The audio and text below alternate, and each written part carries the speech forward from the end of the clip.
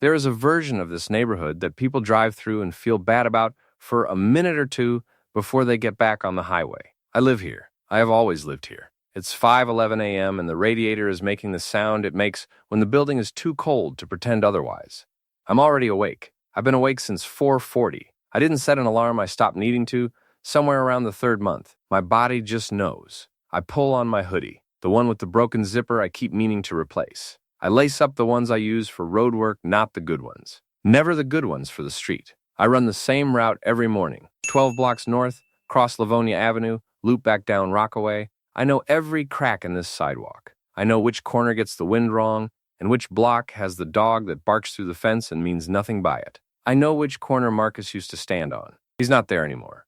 Not in the way I mean he's around, he's fine. He just made a different calculation than I did. I see him sometimes at his cousin's place, and we dap up and say what's good, and I know, and he knows, and neither of us says it. I run past it anyway, every morning. I don't know why. Maybe to remind myself there was a choice. Maybe to remind myself I'm still making it. By 6:15, I'm at the corner of Pitkin and Mother Gaston. The guy who sells coffee out of the cart on the corner has been there longer than I can remember. He pours mine without asking. 3 sugars, a little milk. He never asks. I keep waiting for him to ask. You going to the gym? He says instead. Always, I say. He hands me the cup and nods like that means something. Maybe it does. The gym is on Sutter Avenue, 3rd floor of a building that used to be something else. There's no sign out front. If you need a sign, it's not for you. I've been coming here since I was 15. The act has been broken since I was 17. In August, it is something close to impossible in there, the kind of heat that sits in your chest and asks if you really want this. The answer has always been yes. I have never understood why the answer is always yes, but it is. Coach Reyes is there before I am. He is always there before I am. I don't know when he sleeps. I've never asked. You're late, he says. It's 6:42. I know, I say. He doesn't say anything else. He never has to. I wrap my hands the same way every time. Left, then right. It takes 4.5 minutes. I counted once. I've wrapped my hands maybe 800 times since I started. Sometimes I think, this is the most consistent thing I have ever done. 4.5 minutes, every morning, no exceptions. My mother was not consistent.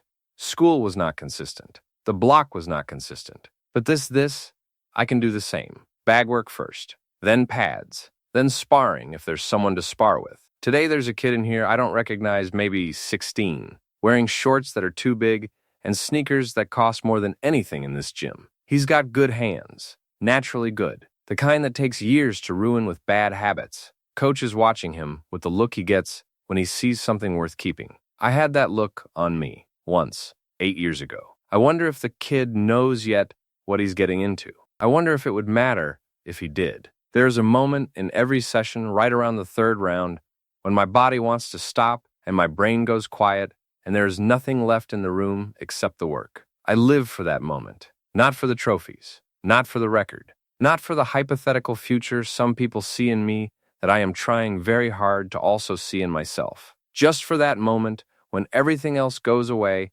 and there is only this, only me, only the one thing I am actually good at. That is the part nobody talks about, the relief of it. If this channel has found the right person, the subscribe button is there.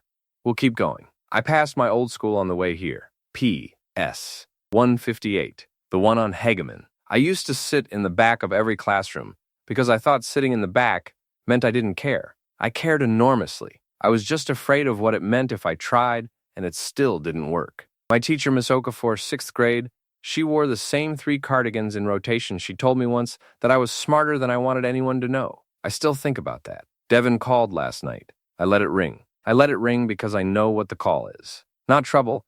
Exactly, Devin has always been careful with me.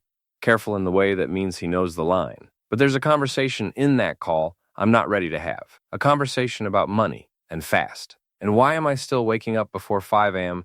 for something that might not pay off? He's not wrong to ask. That's the thing. He's not wrong. I'll call him back tomorrow. I always call him back. I just need one more day of not having to explain myself. After the session, I sit on the bench outside the gym with my wraps half undone, and I eat the rice and chicken I packed at 5 a.m. when I was half asleep. It's cold. It was cold when I packed it. I eat it anyway. This is the meal. I don't have another plan.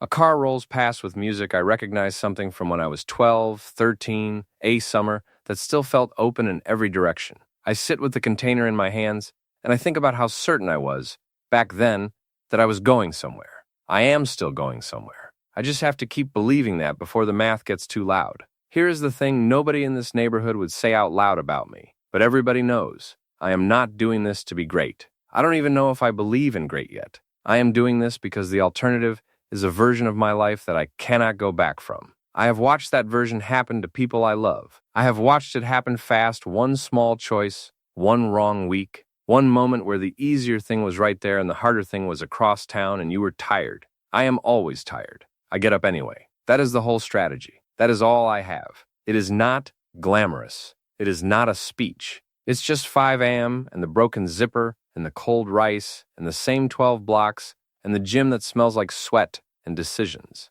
On the way home, I stop at the laundromat on New Lots to use the machine because ours is broken again. The woman who runs it, I've never learned her name. She's been there my whole life. She looks up from the counter and says, "You trained today?" I say, "Yeah." She says, "Good. Keep going." She goes back to her magazine.